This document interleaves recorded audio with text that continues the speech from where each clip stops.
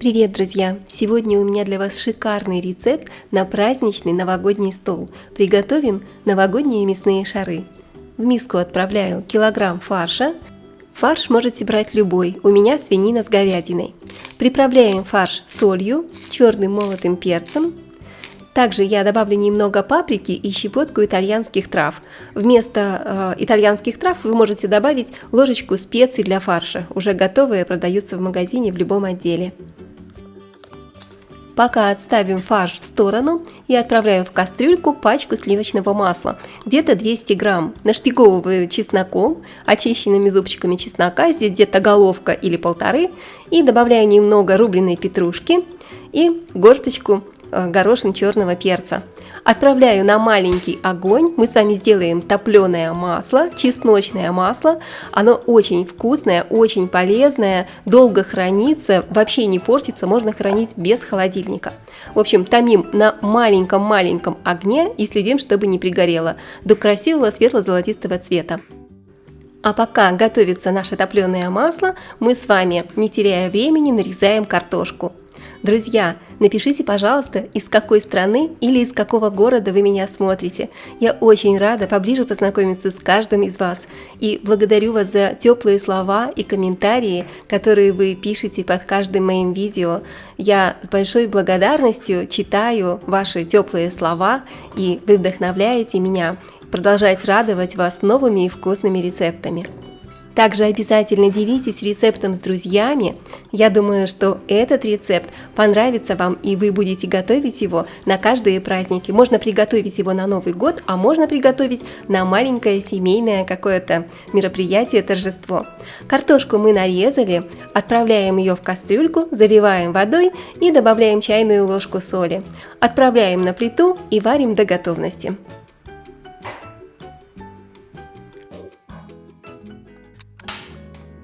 Ставим разогреваться сковородку с растительным маслом. И пока греется масло, нарезаем одну репчатую луковицу.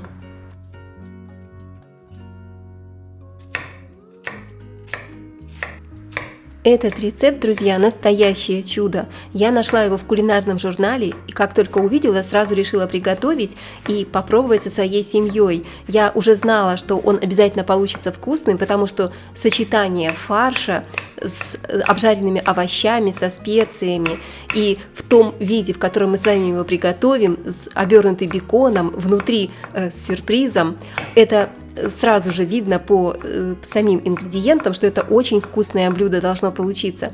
И я оказалась права, потому что когда мы его приготовили, вся моя семья была в полном восторге. Сразу же решила, что буду готовить его каждый Новый год и обязательно сохраню в свою кулинарную тетрадку, потому что этот рецепт должен там быть одним из самых любимых, который я буду повторять не раз.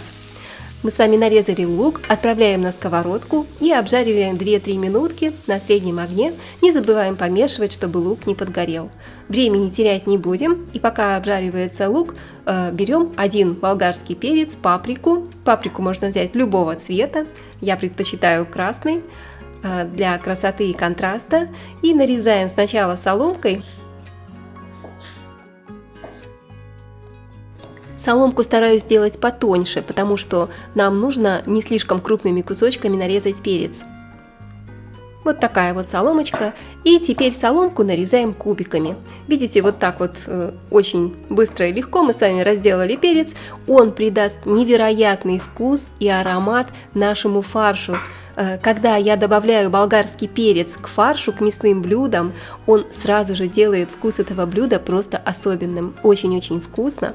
Отправляем болгарский перец также обжариться вместе с луком, немного его припустить, чтобы он стал чуть-чуть мягким. И добавляем обжаренные овощи к фаршу, в миску к фаршу. Обжаривали болгарский перец тоже буквально 2 минутки до легкой такой вот припустили. Также мелко нарезаем небольшой пучок любой зелени. Я использую петрушку, она здесь очень хорошо подчеркнет вкус нашего фарша. Отправляем петрушку к овощам. Вместо петрушки можете взять зеленый лук, а также любую другую зелень. И натираем пару зубчиков чеснока Если любите достаточно такие острые пикантные блюда, то чеснока можете взять побольше. Сюда же разбиваю одно яйцо и все хорошо перемешиваю до однородности. Можно перемешать ложкой, можно руками.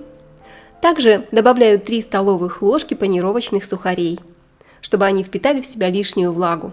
Еще раз все хорошо перемешаем.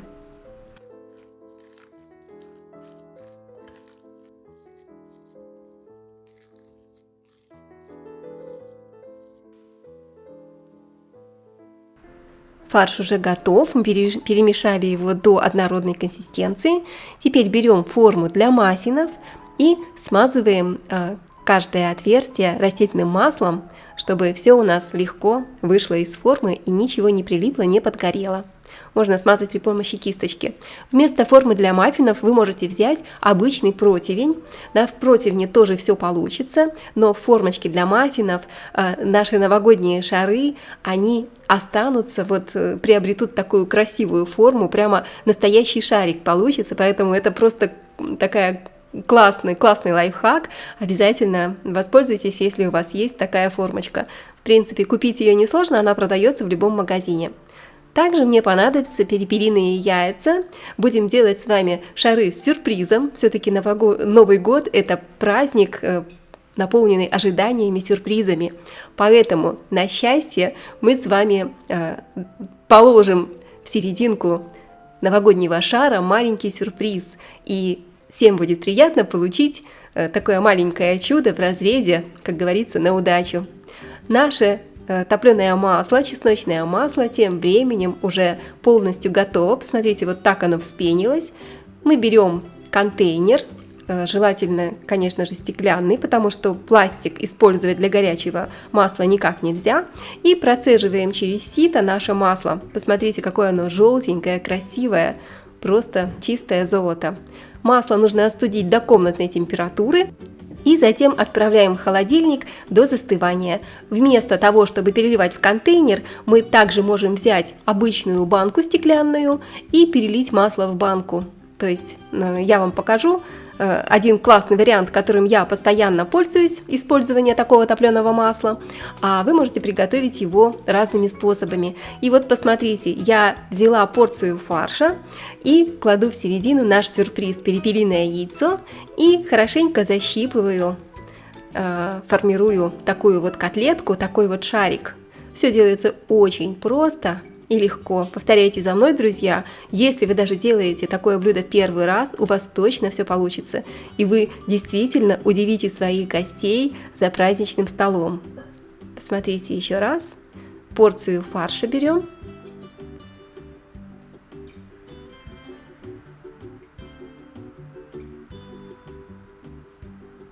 Немножечко приплющиваем и делаем небольшое отверстие для перепелиного яйца.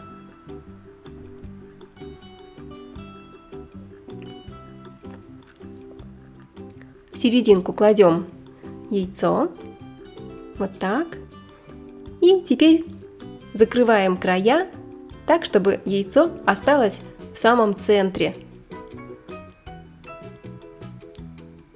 Теперь буквально поперекатываем шарик в руках для того, чтобы начинка осталась внутри и никуда не убежала. Все очень просто, быстро, легко и играючи. Вот таким вот способом можно приготовить вкусный и красивый праздничный стол. То, что это вкусно, друзья, не сомневайтесь. Я уверена, что этот рецепт станет вашим любимым. Давайте сделаем еще одну котлетку.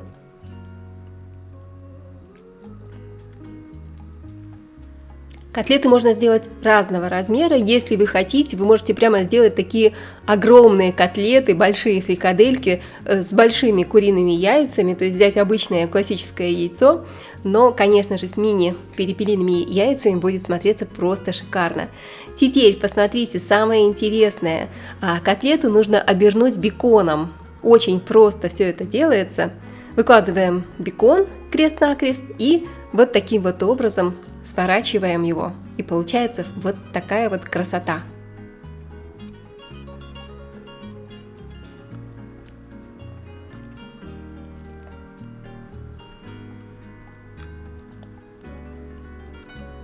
Друзья, а я напоминаю, что вы на канале Готовим дома, с вами Олеся. Не забывайте подписываться на канал, ставить лайки, нажимайте колокольчик, чтобы не пропустить мои новые вкусные видео.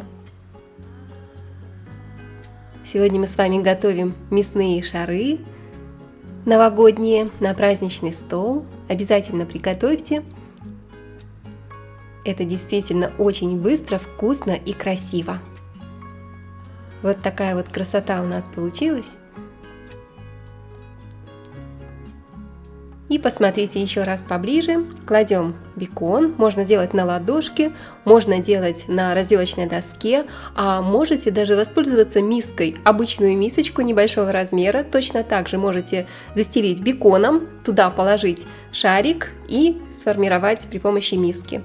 Можно это сделать при помощи пищевой пленки, то есть разные варианты есть, и на самом деле выбирайте любой, тот, который вам будет более удобный. Теперь посмотрите, вот эти вот наши шарики выкладываем в форму для маффинов, которые мы с вами, не забываем, предварительно смазали все равно растительным маслом, для того, чтобы ничего у нас не прилипло и все идеально досталось и сохранило форму. Готово. Я уже разогрела духовку. Температура 180 градусов. Будем запекать маффины 30-35 минут. Можете запечь их до прям красивого такого яркого золотистого коричневого цвета, а можете только слегка зарумянить, здесь по вашему желанию. И посмотрите, наше чесночное масло Garlic Butter уже полностью готово. Достаем его из холодильника и нарезаем на такие вот кубики. Я храню такое масло, готовлю его на несколько недель и просто достаю по кубику этого масла, добавляю его во все блюда, оно просто идеальное. Тем временем картошка уже сварилась, и мы разогреваем где-то стакан молока, добавляем туда чесночное масло по вкусу. Теперь молоко нагреется, масло растворится, и все готово, можно снимать с огня.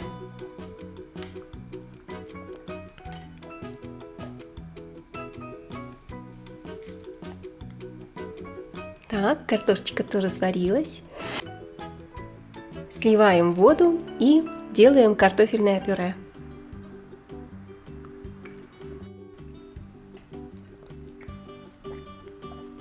Приправляем пюре горячим молоком до желаемой консистенции и хорошенечко взбиваем. Чтобы оно получилось таким пушистым, воздушным, можете дополнительно пюре взбить миксером.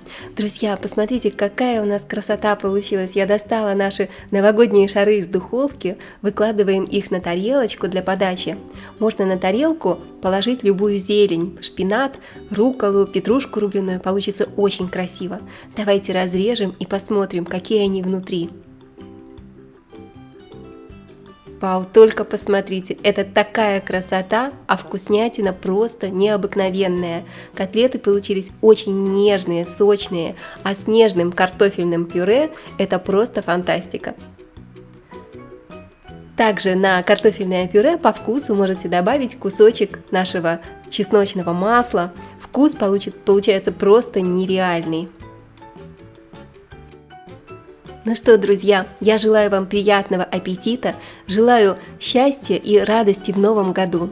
Скоро увидимся. Пока-пока.